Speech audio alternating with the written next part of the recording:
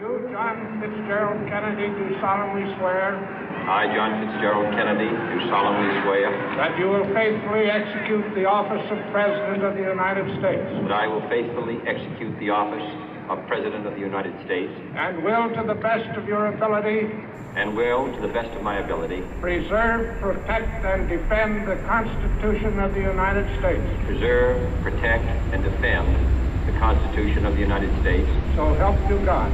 So help me God.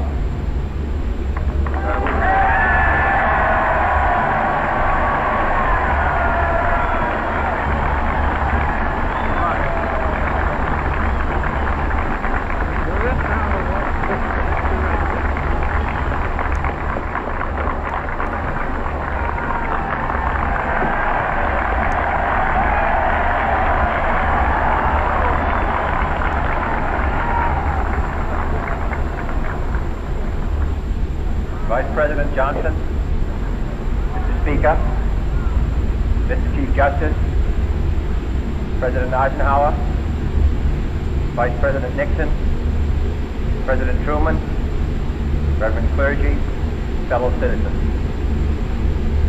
We observe today not a victory of party, but a celebration of freedom, symbolizing an end as well as a beginning, signifying renewal as well as change. For I have sworn before you and Almighty God the same solemn oath our forebears prescribed nearly a century and 3/4 ago. The world is very different now, for man holds in his mortal hands the power to abolish all forms of human poverty and all forms of human life. And yet the same revolutionary beliefs for which our forebears fought are still at issue around the globe. The belief that the rights of man come not from the generosity of the state, but from the hand of God. We dare not forget today that we are the heirs of that first revolution.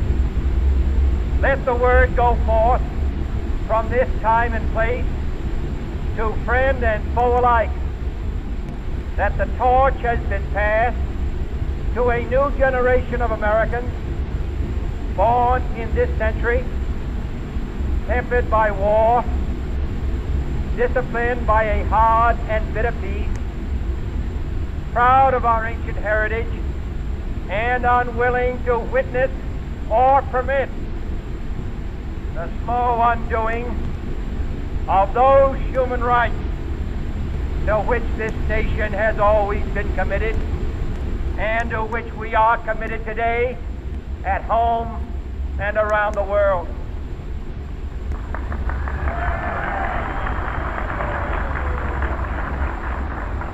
Let every nation know, whether it wishes us well or ill, that we shall pay any price, bear any burden, meet any hardship, support any friend, oppose any foe, to assure the survival and the success of liberty.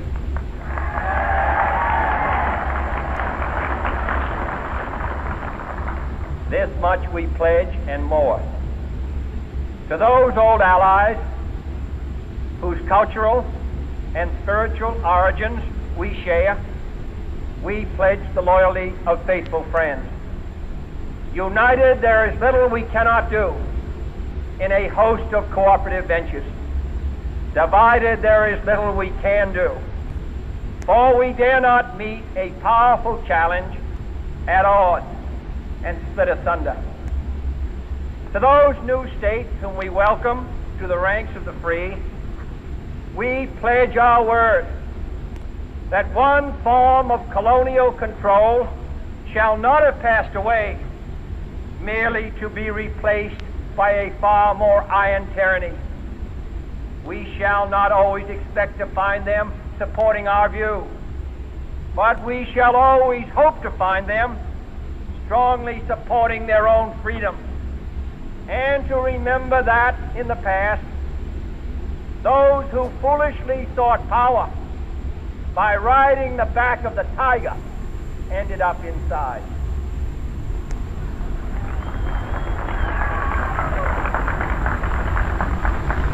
To those people in the huts and villages of half the globe struggling to break the bonds of mass misery, we pledge our best efforts to help them help themselves for whatever period is required, not because the communists may be doing it, not because we need their votes, but because it is right.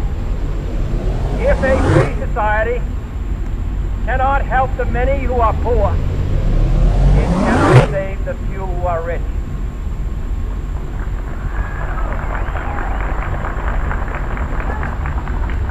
To our sister republics south of our border, we offer a special pledge to convert our good words into good deeds in a new alliance for progress, to assist free men and free government in casting off the chains of poverty.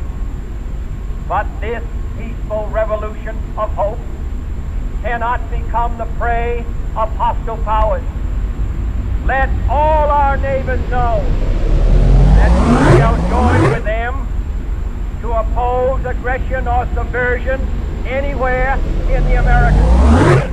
And let every other power know that this hemisphere intends to remain the master of its own house.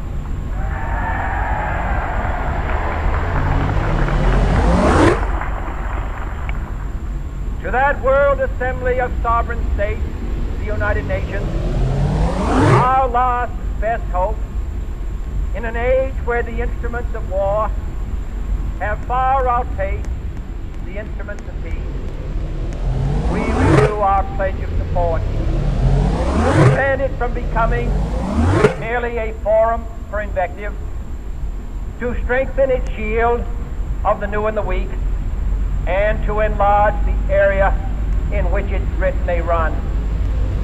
Finally, to those nations who would make themselves our adversary, we offer not a pledge, but a request that both sides begin anew the quest for peace.